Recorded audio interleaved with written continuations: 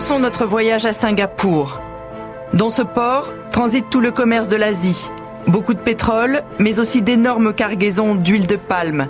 Cette huile que le monde entier convoite, parce qu'elle est la moins chère au monde. Déjà utilisée dans l'industrie alimentaire, dans les cosmétiques, voilà qu'un nouveau débouché vient doper ce marché déjà florissant, le marché des biocarburants. Au cœur de ce nouveau business, nous rencontrons un trader, Henri Bardon. Ça, c'est la visite du port improvisé. Est-ce qu'on n'a plus le droit d'aller sur le port, là, en ce moment ? Alors, en ce moment, c'est radical. On ne peut plus aller sur le port parce que les problèmes de sécurité sont trop... c'est trop ex-négociant en céréales, arrivant tout droit des États-Unis, l'homme a senti le vent venir. Il s'est reconverti dans le commerce des biocarburants et c'est en face de ce port qu'il a installé sa toute jeune société, créée il y a 2 ans à peine. Moi, j'arrive des fois même à savoir si le marché est en hausse ou en baisse suivant le nombre de bateaux qu'il y a ici, qui sont ancrés ici dans le port. Effectivement, Henri Bardon connaît bien le marché et les profits qu'il peut en tirer. Il achète la tonne d'huile de palme 300 à 400 $ pour la revendre 3 fois plus, aux alentours de 1200 $. Il n'y a aucun produit agricole, à ma connaissance, qui vous permet de faire une culbute pareille aujourd'hui. Donc évidemment, ça explique aussi pourquoi vous avez autant d'investisseurs qui sont intéressés à l'huile de palme. Contrairement à un puits de pétrole qui peut s'épuiser, nous n'avons pas la même situation dans l'huile de palme, c'est-à-dire que c'est une fois que vous achetez un terroir donc à huile de palme, vous pouvez avoir une forêt là pendant 25 ans qui va produire tous les ans. Et donc ça, pour les investisseurs aujourd'hui, c'est vraiment le nec plus ultra. Donc tout le monde se jette sur les actions de tous les gros planteurs dans la région. C'est une ruée, c'est un peu la ruée, c'est un peu la ruée californienne vers l'or. C'est un peu le même phénomène qui est en train de se passer aujourd'hui ici à Singapour.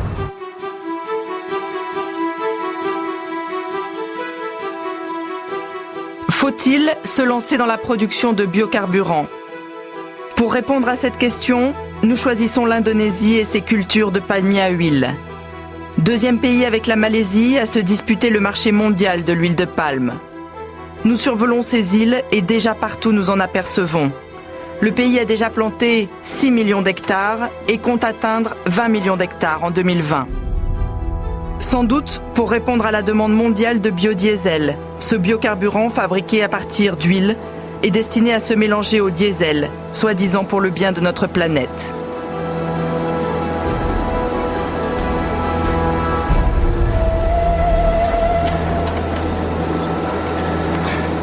Nous atterrissons à Banjarmasin, au sud de l'île de Bornéo. Décidés à en savoir plus sur cette monoculture qui a envahi le pays au début des années 90, sur tous les hommes qui en vivent et ceux qui la subissent. Nous traversons ces villes indonésiennes. Il y a tellement de camions chargés jusqu'à la gueule de régimes de palmiers qu'ils pourraient passer pour l'emblème du pays. Mais ce qui nous frappe encore plus, ce sont ces interminables queues aux stations-service. Le pays est comme paralysé. Ici, la hausse fulgurante du prix du baril du pétrole se traduit par une pénurie. On fait la queue pour avoir du diesel, c'est difficile à trouver. Et on peut attendre une journée entière. Pour les particuliers aussi, le prix du carburant est devenu prohibitif, obligeant le gouvernement à en distribuer aux plus démunis. Nous apprenons que le pays a décidé lui aussi de rouler au biocarburant. Cette fois-ci, moins pour des considérations écologiques que pour parvenir à réduire sa facture de pétrole. Encore un débouché de plus pour tous les planteurs de la région.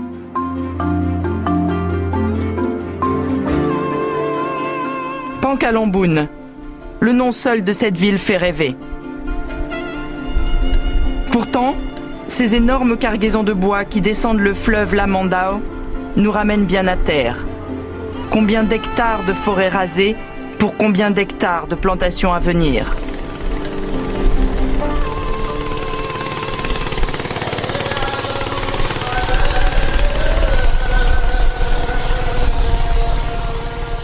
Nous embarquons sur ces speedboats pour un périple de 100 km plus au nord.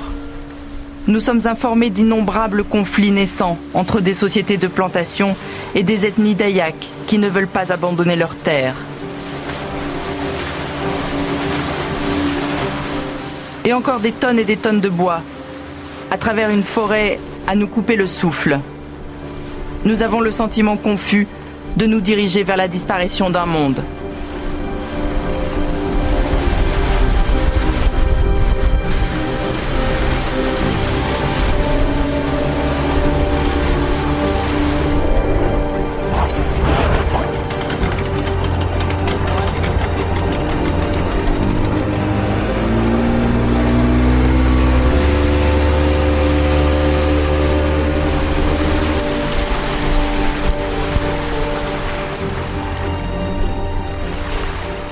Heures de bateau et nous arrivons enfin à Tapin Bini.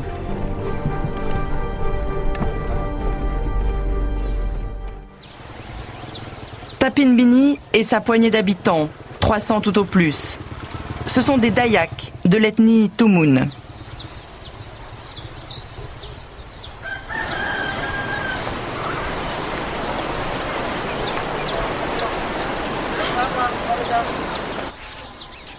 Il y a encore 2 générations, ils étaient animistes et vivaient en forêt.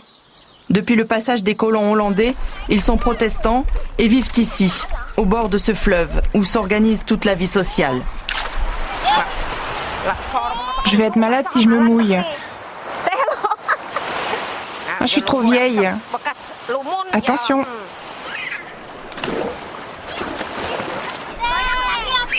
Des gens habitués au changement en somme, mais toujours éloignés de la modernisation. Et surtout, vivant avec ce que la nature donne.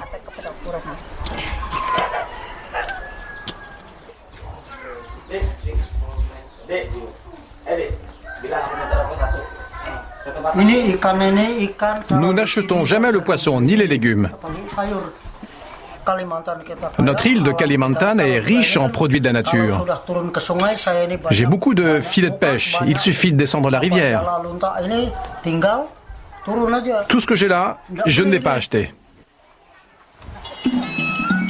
L'homme avec qui nous partageons ce repas est le chef coutumier.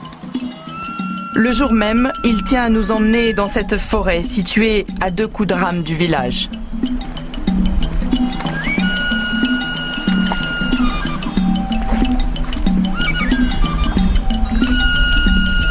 Pour les villageois, cette forêt, c'est ce qui les nourrit, les soigne. C'est ce qui fonde toute leur identité. C'est le cimetière de leurs ancêtres. Et comme pour nous le signifier, ils se mettent à les évoquer, leur demandent la permission de pénétrer cette terre, source de toute leur richesse.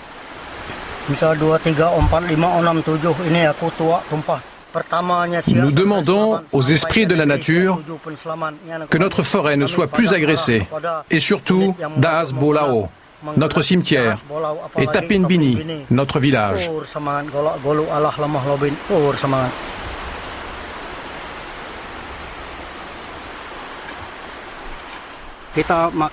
Maintenant, buvons. Goûtons l'ivresse ensemble. À vous, madame d'abord. Il nous invite à ce rituel. Et maintenant, qui n'a pas encore bu? Nous buvons le tuak, un alcool de palme, la boisson des Dayaks. Nous procédons ainsi chaque fois que nous nous rendons dans la forêt. C'est notre coutume.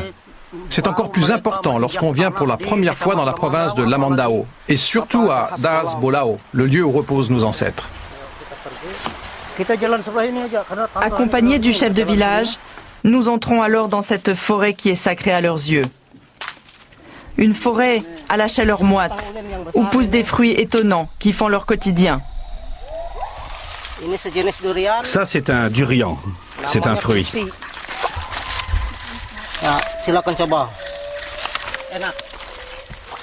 Les 2 hommes connaissent le nom de chaque arbre, de chaque racine. Cette liane, c'est le remède contre la malaria. C'est très amer. Vous en voulez un peu?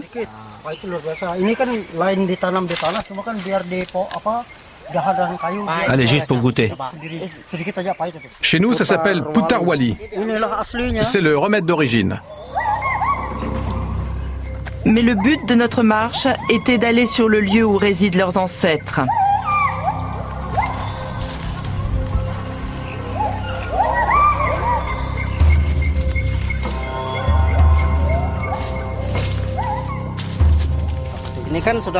Ici, c'est la zone des sépultures. Il y a quelques dizaines d'années, il y en avait encore énormément. Puis beaucoup ont disparu. Des gens sont venus piller nos objets rituels, des chasseurs de trésors. Ils les ont volés, ils les ont vendus à l'étranger. Ils ont tout saccagé.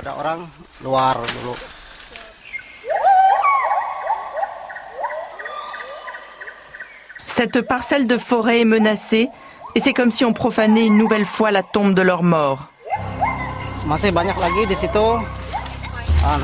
Et cette fois-ci, après plus de 3 heures de marche,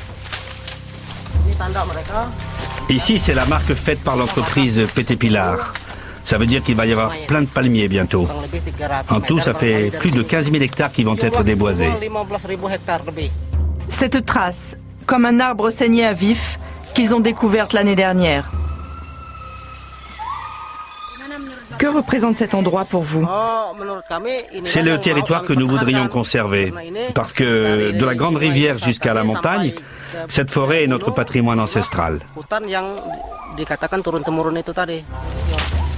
Dans moins d'1 an, cette forêt dans laquelle nous sommes pourrait bien ressembler à ça.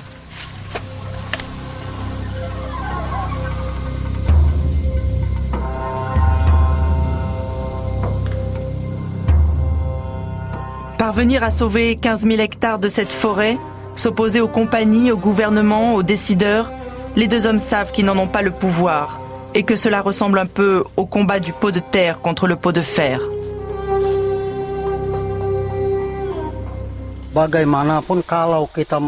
De toute façon, nous n'avons pas le pouvoir de refuser. Parce qu'ils ont de l'argent, ils gagneront toujours en justice contre nous. Mais moi, en tant qu'ancien, je dis qu'il faut stopper l'avancée de l'entreprise pour qu'au moins, elle ne détruise pas notre lieu sacré. Et si ça ne marche pas? Nous renoncerons. Qu'est-ce que nous pouvons faire d'autre? Nous accepterons notre destin.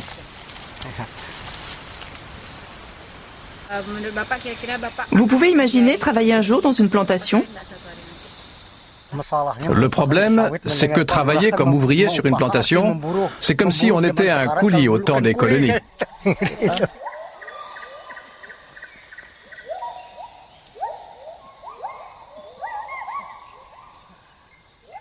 Tout à côté de cette forêt remplie du champ des gibbons, il y a les terres que cultivent les villageois. Ce sont les singes Kelasi qui font tchic tchic tchic tchic. Selma et son mari, comme tous les villageois ici, ont toujours cultivé un peu de riz, du caoutchouc, du palmier à huile et surtout de quoi nourrir toute la famille. Et de la terre, il y en a toujours eu à profusion.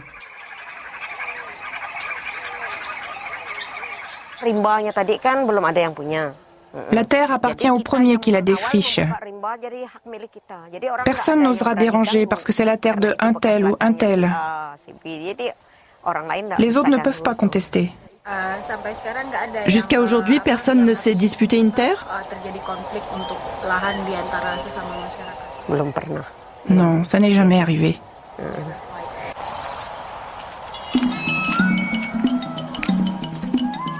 Cela n'est jamais arrivé, mais certains, dont cette jeune femme, Hanse, devinent que le pire est à venir.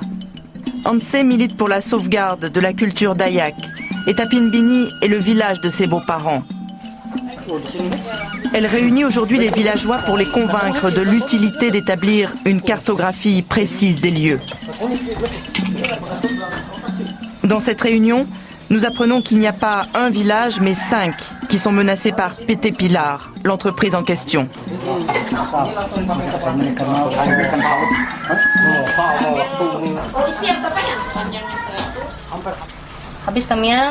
Là, c'est Tambiang. Bokunsu. Sangarapuya, c'est où? C'est en dessous de Bokunsu. Notre village, Tapin Bini, est ici. Est-ce que l'entreprise PT Pilar a déjà pénétré à Tambiang? Oui. Donc tout ça, c'est la zone de PT Pilar. J'écris ici PT Pilar. Notre lieu de culte d'As Bolao est là. Voilà la situation. Pour l'instant, c'est encore de la forêt. La réalité, c'est qu'ils sont déjà là, que tout va être abattu pour planter du palmier à huile. Voilà la parcelle que nous voulons garder. Pas seulement pour nous, mais aussi pour les autres villages. C'est ça notre raison de résister. Nous avons la maîtrise de ces terres depuis toujours et nous pensions que c'était du solide. Mais aujourd'hui, ce qui compte, ce sont les preuves, des attestations de propriété et nous ne les avons pas. Ces cartes seront notre outil de travail et de négociation. Voilà une carte faite par l'entreprise. Ils viennent toujours voir les habitants avec des cartes et du coup, leurs intentions sont claires. Alors nous voulons que pour les villageois, ce soit également clair. Par exemple, avec la carte de Das Bolao, notre lieu de culte, ce ne sera plus quelque chose de vague qui dise « la limite, c'est telle montagne ou telle rivière ». Il y aura dorénavant une carte avec des mesures précises. Ça, c'est Das Bolao. Les frontières sont ici et l'entreprise, elle, a déboisé jusque-là. Comme en écho à l'inquiétude de ces villageois Dayak, la colère de cette femme qui survole avec nous l'île de Bornéo, le professeur Birouté, une figure du pays.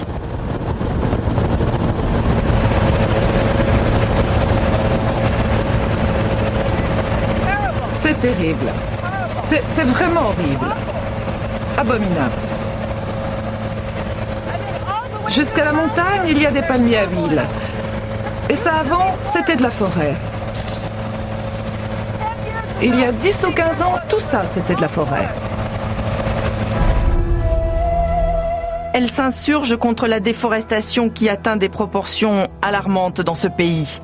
Greenpeace parle de l'équivalent d'un terrain de football toutes les 10 secondes qui part en fumée. 1 800 000 hectares par an. C'est le chiffre que donne l'ONU. Et cela va sans doute continuer si l'Indonésie maintient ses objectifs de planter 14 millions d'hectares supplémentaires dans les années à venir. Pour les scientifiques, c'est un fait établi. Encore 15 ans et l'Indonésie aura perdu toute sa forêt tropicale.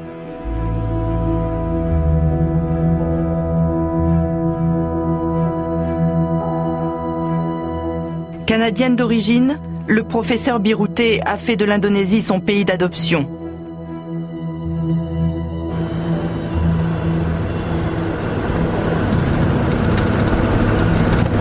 Elle n'a de cesse aujourd'hui de s'adresser aux médias du monde entier pour dénoncer les ravages du palmier à huile. Tout ce qu'on a vu est incroyable. Et les interviews qu'elle donne ressemblent à des plaidoyers. Et cela risque d'être pire. Maintenant, tout le monde veut avoir une centaine d'hectares de palmiers à huile. Et à côté de ça, il y a toutes les grosses compagnies. C'est trop déprimant. Je préfère ne pas y penser.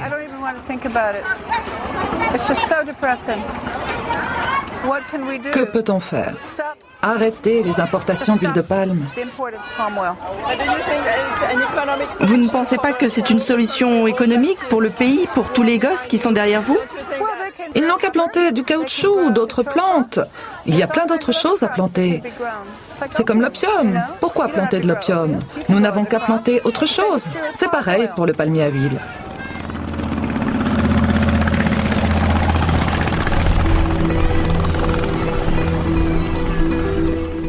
Primatologue de renommée internationale, le professeur Birouté a consacré sa vie aux orang-outans.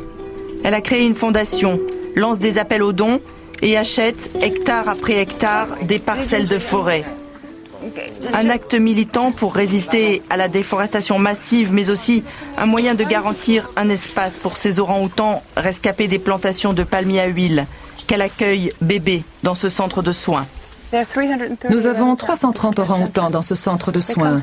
Ils viennent tous des plantations de palmiers à huile. Les gens des plantations rasent la forêt tropicale, qui est l'habitat des orang-outans. Quand la forêt est rasée, les orang-outans n'ont plus d'endroit où aller. Ils deviennent des réfugiés sur leur propre territoire. Ils sont tués. Et les petits sont capturés comme animaux de compagnie.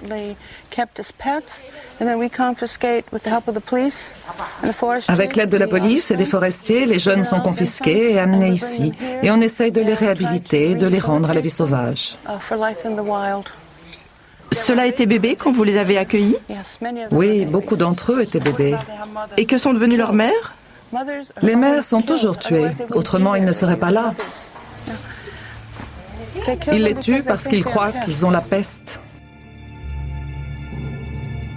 C'est ainsi, comme le montre cette image filmée par Greenpeace, que plusieurs milliers d'orang-outans sont tués chaque année en Indonésie parce qu'ils s'aventurent par mégarde sur les plantations de palmiers pour venir chercher à manger. Bornéo et Sumatra sont pourtant les deux derniers endroits au monde où l'on en trouve encore à l'état sauvage.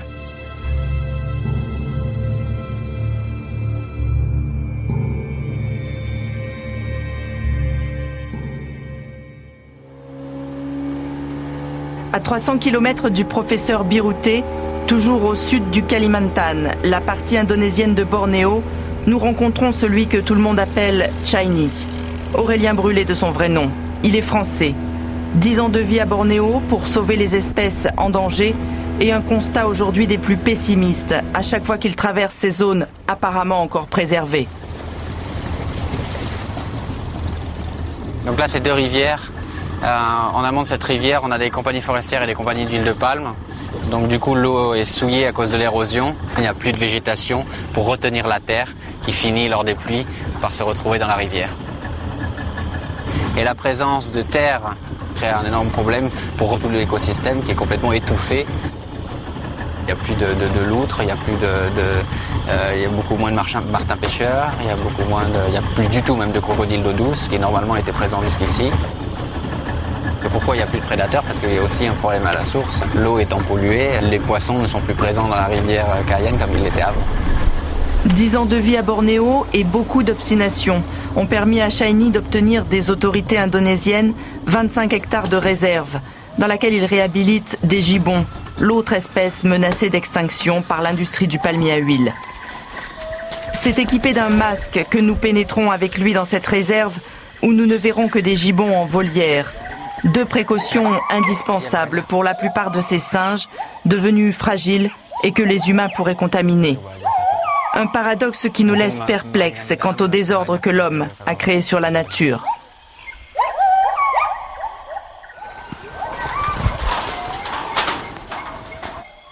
Avant, quand on parlait de la déforestation liée à l'exploitation forestière, on ne pouvait pas vraiment dire que tous les animaux disparaissaient. Parce qu'encore une fois, il restait une végétation après exploitation, une végétation pas belle, mais qui était encore suffisante pour beaucoup d'espèces. Alors qu'avec l'huile de palme, on perd tout. Tout. Du cochon sauvage, qui est le plus facile, il n'y en a plus. Quand c'est une compagnie d'huile de palme, il ne reste plus rien.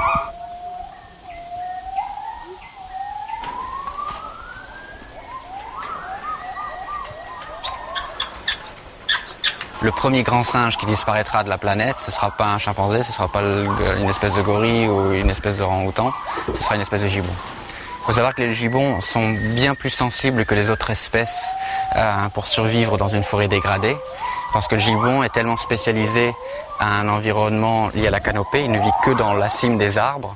Donc si on a une forêt dégradée, par exemple une forêt convertie en plantation avec des fragments de forêt où il reste encore des gibbons, et pour survivre ils n'ont pas le choix que de passer d'un fragment à un autre en descendant au sol, après quelques mois ils vont finir par mourir parce qu'en descendant au sol ils s'exposent à des bactéries et parasites qui peuvent les tuer.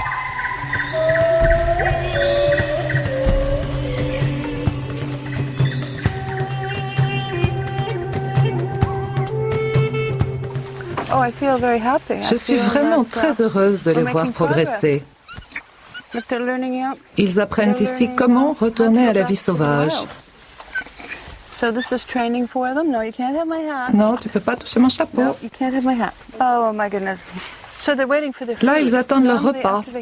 Habituellement, on leur donne des fruits. Aujourd'hui, c'est du riz et du lait.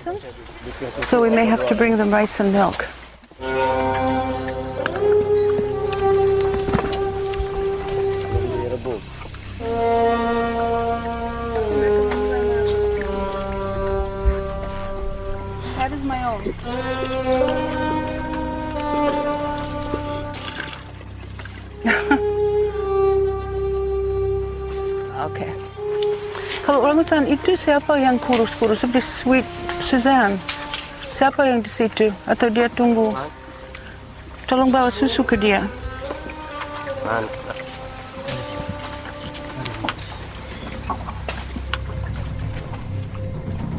Entouré de ces orang-outans qu'elle soigne au quotidien comme ses propres enfants, le professeur Birouté semble aujourd'hui pessimiste quant à leur avenir.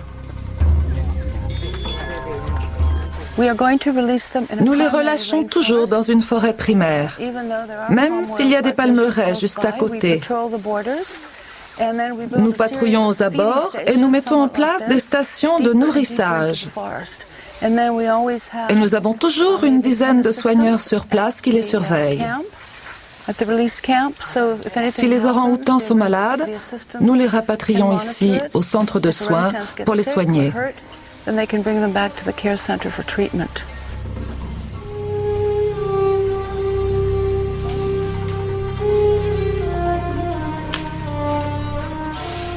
Et 35 ans de sa vie à les observer et les protéger lui suscite aujourd'hui cette réflexion qu'elle nous livre avant de nous quitter.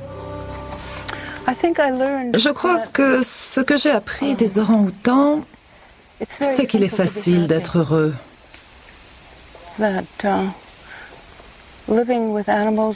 En vivant avec les animaux, avec la nature, on est heureux. Vivre en harmonie avec la nature, c'est ce qui rend le plus heureux.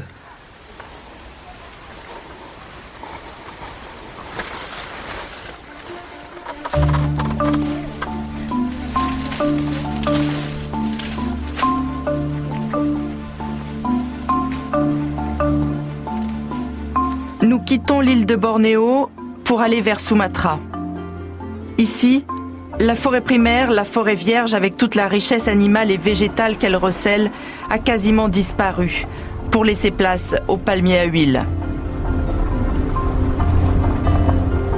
Sumatra donc, près de Rengat, en plein centre de l'île.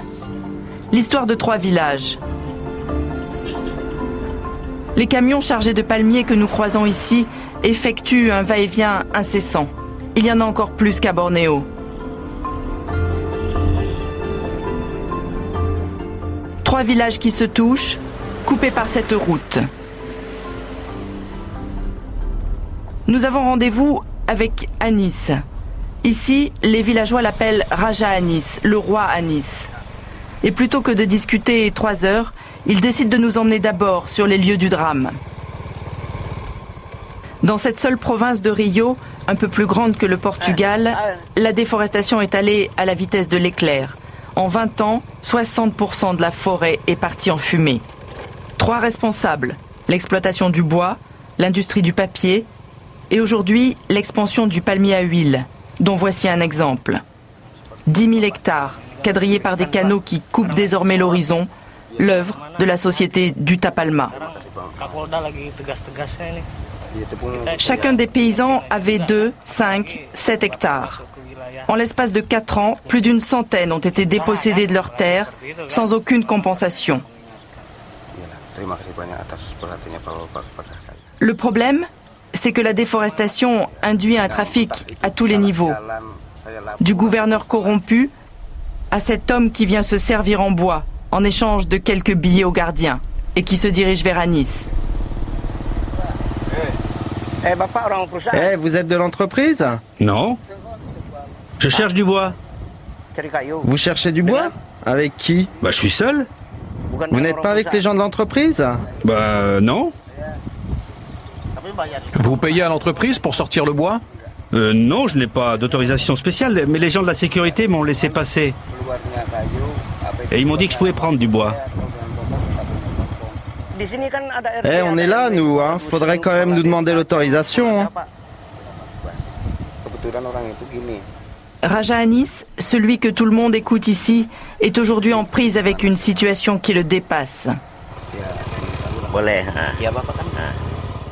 L'homme parti, il décide de nous emmener sur ses terres, ou ce qu'il en reste. Mais il doit d'abord passer cette barrière de sécurité installée par la compagnie. Ya. Ah, ok, ya. Anis avait 16 hectares. Il ne lui reste plus rien.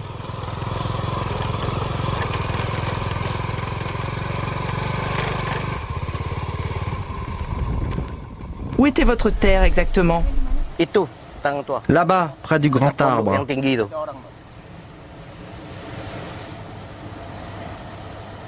Anis venait tous les jours sur ces terres et cultivait un peu d'ananas, du palmier, et il pouvait aussi aller dans la forêt tout à côté.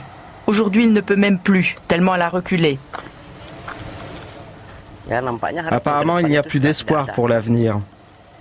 L'avenir, c'est peut-être la mort finalement. On n'a plus qu'à l'attendre et survivre.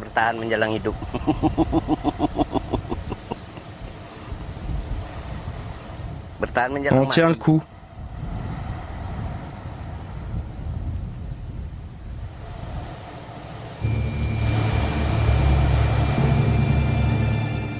L'Indonésie et le palmier à huile, ce sont ces conflits qui arrachent les terres aux paysans. C'est aussi un désastre écologique sans appel. Ce sont d'abord ces forêts qui se réduisent comme une peau de chagrin. Et c'est aussi un autre phénomène, moins connu et tout aussi inquiétant, la destruction du sol sur lequel reposent ces forêts, les tourbières. Un écosystème unique que l'on trouve dans quelques endroits du globe et en Indonésie surtout. Un écosystème vital pour notre planète. Parce qu'elles sont constituées de matière organique accumulée pendant des milliers d'années, ces forêts sur tourbe stockent 10 à 30 fois plus de carbone qu'une forêt classique. Tout dépend de l'épaisseur de la tourbe. En les asséchant, on libère ainsi des tonnes et des tonnes de gaz à effet de serre. Les scientifiques parlent d'une bombe climatique, une cause majeure du réchauffement de la planète. Un constat vertigineux, parce qu'elle brûle ses forêts de tourbières, l'Indonésie se classe désormais au 3e rang des pays les plus pollueurs de la planète, derrière les États-Unis et la Chine.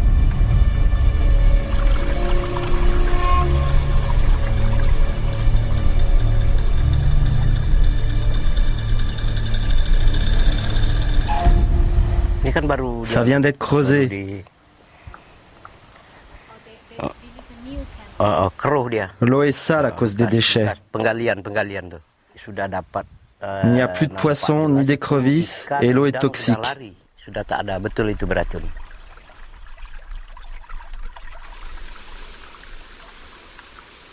Après cette insulte faite à la nature, et comme comble du cynisme, la compagnie d'Utapalma négocie désormais avec les autorités de la province afin que ces dernières octroient 2 petits hectares de terre à Anis et chaque paysan spolié.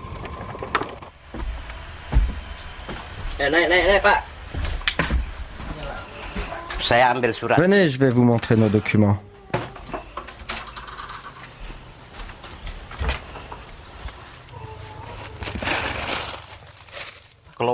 C'est la liste des fermiers qui ont vu l'entreprise prendre leurs terres. C'est un document officiel du district de Kuala Senaku où il est bien écrit que nous réclamons un dédommagement minimum de 40 hectares pour 20 personnes.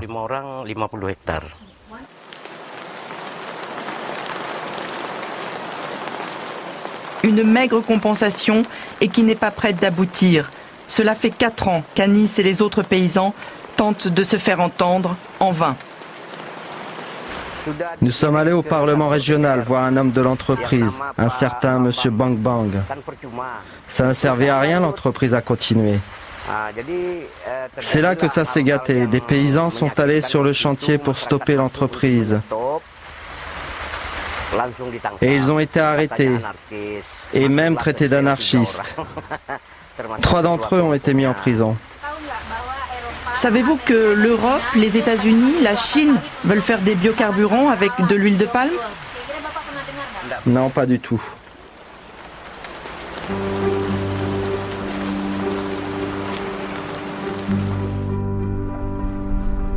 Avant de quitter le village, nous tentons une interview avec les gens de Utapalma. Stasiun TV Prancis, jadi dia mau ngeliput tentang kelapa sawit gitu. Jadi tadi Nous sommes renvoyés d'un téléphone à l'autre, se renvoyer la patate chaude. C'est une expression bien française qui avait fait sourire notre interprète.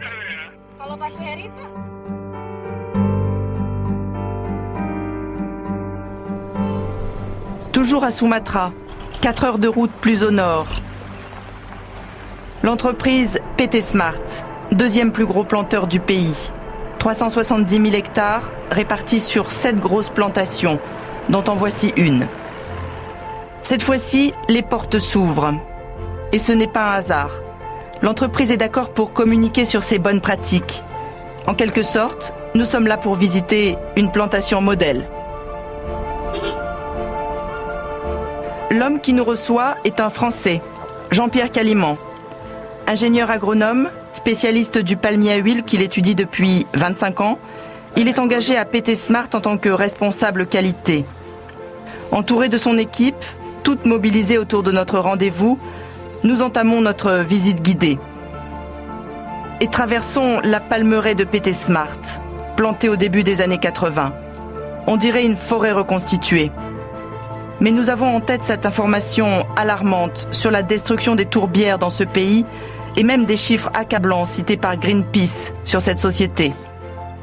Avant d'aborder avec lui des questions plus politiquement correctes, cette question qui fâche, où en est l'entreprise par rapport à la destruction des tourbières ? Alors je pense qu'il est marqué dans le rapport qu'il y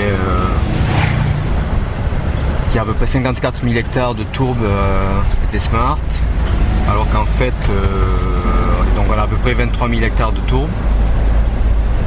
Surtout le fait important, ce sont des tourbes qui ont été développées il y a déjà plus de 8 ans, 8-10 ans. De l'histoire ancienne en somme, et il n'en dira pas plus. Aujourd'hui, PT Smart s'est engagé, comme 40% des planteurs du pays, à produire durablement, c'est-à-dire ne plus planter sur forêt primaire, sur tourbe, faire table rase de tous les abus du passé et se racheter une bonne conscience. Comité d'accueil. Ça, ils vont vous faire une démonstration.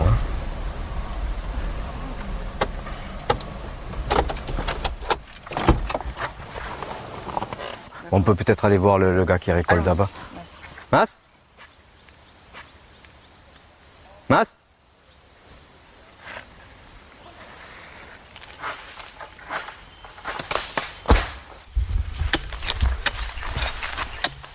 Développement durable.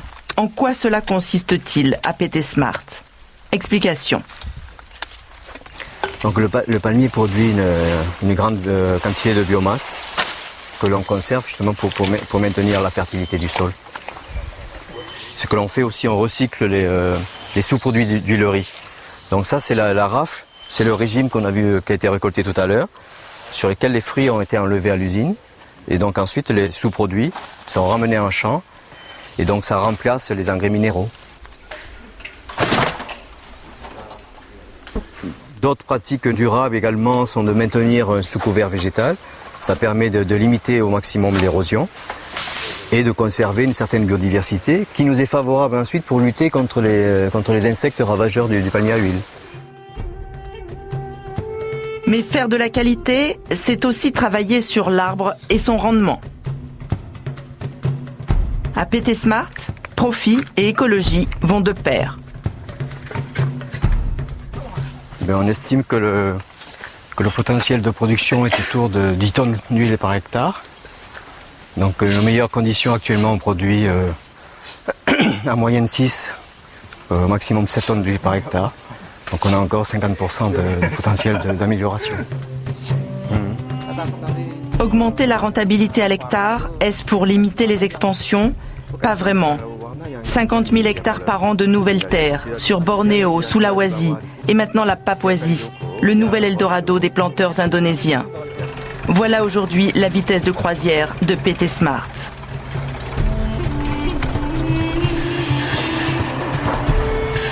Et sur le chemin du retour, comme pour finir de nous convaincre, cette dernière halte, pour souligner que le développement durable à PT Smart, c'est l'aspect social. Et voilà l'école de la plantation. Qu'est-ce que c'est ça alors ?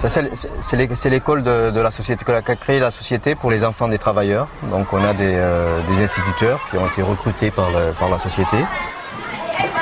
Tous les parents de ces enfants travaillent et sont logés dans la plantation. 3500 ouvriers, rien qu'ici à Sumatra, avec des salaires supérieurs à la moyenne du pays. Apa itu?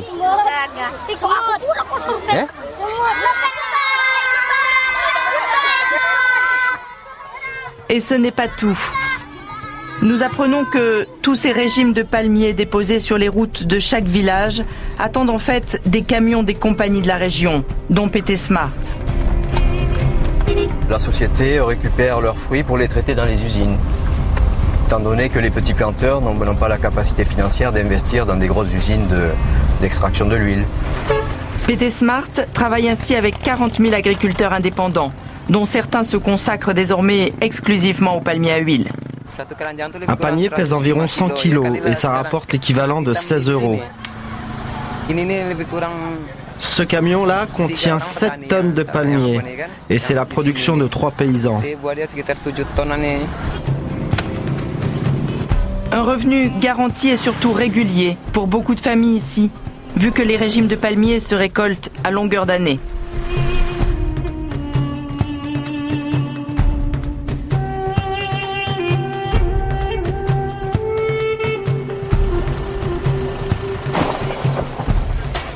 Grâce à cette usine de PT Smart, où l'on peut traiter jusqu'à 60 tonnes de l'heure, le palmier à huile est le souffle économique de toute la région.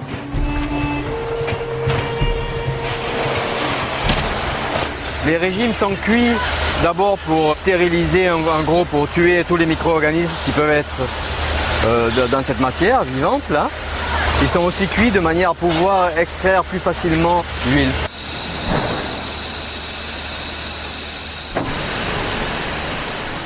L'Indonésie peut-elle passer à côté de cette manne, de cet or vert? Car c'est bien d'or qu'il s'agit. De toutes les huiles végétales du monde, l'huile de palme est celle qui offre une rentabilité à l'hectare la plus élevée, 10 fois supérieure à ce que peut donner par exemple un hectare de soja. On comprend pourquoi elle est aussi convoitée sur le marché des biocarburants.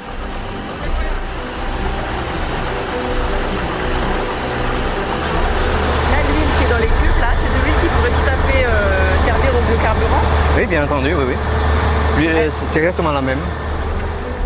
Mais pour en savoir plus, direction Jakarta, la capitale. Jean-Pierre Caliman réussit à nous décrocher un rendez-vous avec son PDG. Difficile pourtant d'obtenir des interviews avec les grands patrons de l'huile de palme. Le sujet est sensible dans le pays. Les planteurs sont attaqués de toutes parts par les organisations écologistes. En face de nous, Daoud Darsono, PDG de Sinarmas, un grand groupe indonésien dont PT Smart est une filiale. L'homme est en première ligne pour répondre à la demande des biocarburants. Nous faisons de l'huile, et cette huile peut aussi bien être utilisée dans l'alimentaire que dans l'énergie. Pour l'instant, PT Smart ne produit pas encore de biocarburant, mais nous le ferons. Et nous devons le faire. Pourquoi ? Parce que c'est de l'énergie verte. Que vous le vouliez ou non, l'énergie fossile va péricliter. Pour les Indonésiens, l'énergie nucléaire n'est pas non plus une bonne alternative. Peut-être que c'en est une, peut-être pas.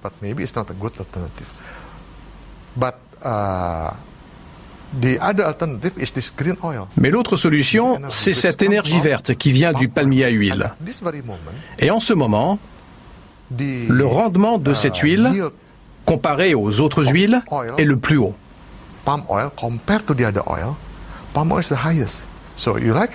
Que vous le vouliez ou non, l'huile qui a le meilleur rendement, c'est aussi celle qui est la moins chère à la tonne.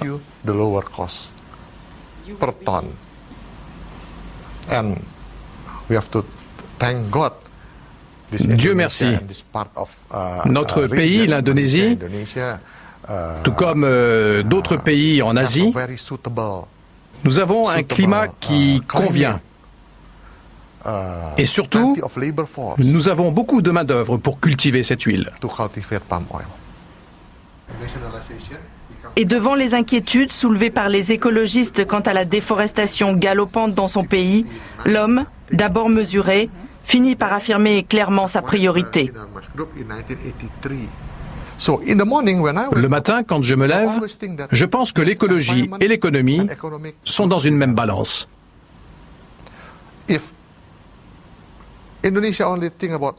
Si les Indonésiens ne pensent qu'à l'environnement et à sa protection, en arrêtant d'ouvrir de nouvelles plantations de palmiers ou de caoutchouc, ou de tout ce que vous voulez, l'économie chutera. Que ça vous plaise ou non, l'Indonésie a 240 millions de bouches à nourrir. Il ne faut pas l'oublier. À propos de bouches à nourrir, il n'y a jamais eu autant de richesse dans ce pays qui produit chaque année 20 millions de tonnes d'huile de palme. Et c'est comme si cette manne ne profitait à personne. Ces derniers mois, en Indonésie et comme partout dans le monde, le prix des denrées alimentaires a fortement augmenté. Et dans les petites échoppes que nous croisons sur notre route, c'est partout la même litanie. Tous les prix ont augmenté. Le riz, le sucre, la farine, l'huile. Vous savez, tout a augmenté.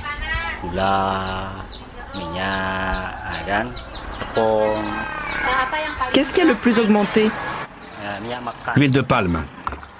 40% de hausse sur le litre ces 3 derniers mois. Et cette huile est pourtant la base de l'alimentation ici en Indonésie. C'est très important, vous savez, parce que sans ça, on ne peut pas cuisiner. Ce n'est pas facile pour nous, revendeurs, d'expliquer aux gens la hausse de tous ces produits. On ne fait que la répercuter. Et cette hausse subite des prix alimentaires risque de précipiter dans la famine un nombre considérable de familles qui consacrent l'essentiel de leurs revenus à la nourriture. Comme cette jeune femme et son bébé que nous croisons à la sortie d'un village, comme la plupart des gens vivant dans ces campagnes indonésiennes.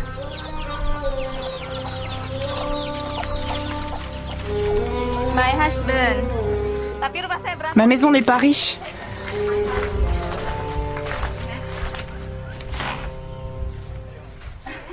Cette jeune femme et son mari vivent avec moins de 3 € par jour.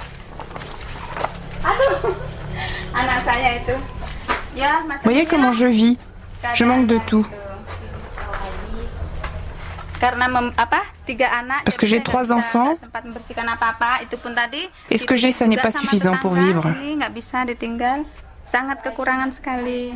Je n'achète jamais de viande ni de poisson, seulement des légumes, parce que ce n'est pas cher. Ce riz m'a été donné par mes parents, qu'ils cultivent eux-mêmes.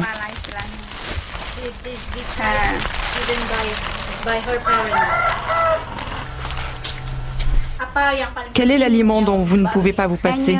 Des oignons et de l'huile de palme. Qu'est-ce qui vous manque le plus? Je manque de tout. Qu'est-ce que vous achèteriez en premier si vous aviez de l'argent?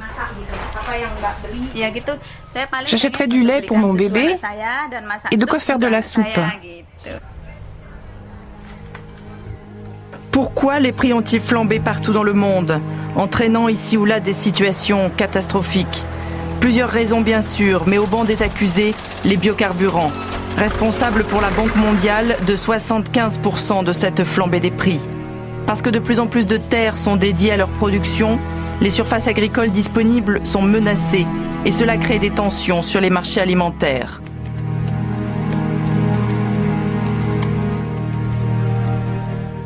Un des premiers à sonner l'alarme sur ce désastre annoncé, Jean Ziegler, spécialiste bien connu des problèmes de la faim dans le monde. Nous sommes à Genève pour le rencontrer. Attendez, je vais me... Jean Ziegler a demandé à ce que l'ONU vote un moratoire pour que les pays du monde entier abandonnent leurs objectifs en matière de biocarburants qu'il qualifie de crimes contre l'humanité. C'était en octobre 2007. En Indonésie, quand un de ces très grands dirigeants, pour être prudent, de l'huile de palme dit « mais nous, on fait gagner des devises à l'Indonésie », c'est vrai. Nous, on fait baisser la dette extérieure de l'Indonésie, parce qu'avec ces devises, on peut réduire la dette extérieure qui carotte l'Indonésie, tout ça, c'est vrai. Mais le prix payé est beaucoup trop élevé. Le prix payé, c'est l'expulsion des paysans, c'est la réduction massive de l'économie de subsistance, hein, c'est la négation de la souveraineté alimentaire, autrement dit, là où pousse l'océan vers du palmier à l'huile, ne pousse pas les légumes, les patates, les aliments dont les gens ont besoin pour survivre. Le prix humain, le prix des familles, le prix payé est celui de la destruction de la paysannerie autochtone.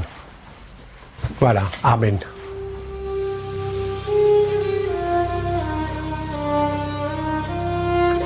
Combien d'autres paysans comme Anis chassés de leurs terres? Combien de pauvres gens menacés de famine? Les biocarburants, présentés il n'y a pas si longtemps comme la solution miracle pour notre environnement, sont accusés aujourd'hui de détruire encore plus et d'affamer notre planète. Doit-on encore s'interroger sur le bien fondé de ces carburants végétaux pour faire rouler nos voitures? En attendant les biocarburants dits de seconde génération qu'on nous promet et qui seront fabriqués à partir de déchets végétaux, des populations entières vont encore souffrir. À l'heure où nous quittons l'Indonésie, nous apprenons que la Commission européenne recule devant ses objectifs initiaux. Il n'est plus question d'atteindre 10% de biocarburants dans l'essence et le diesel d'ici 2020, mais seulement 6%.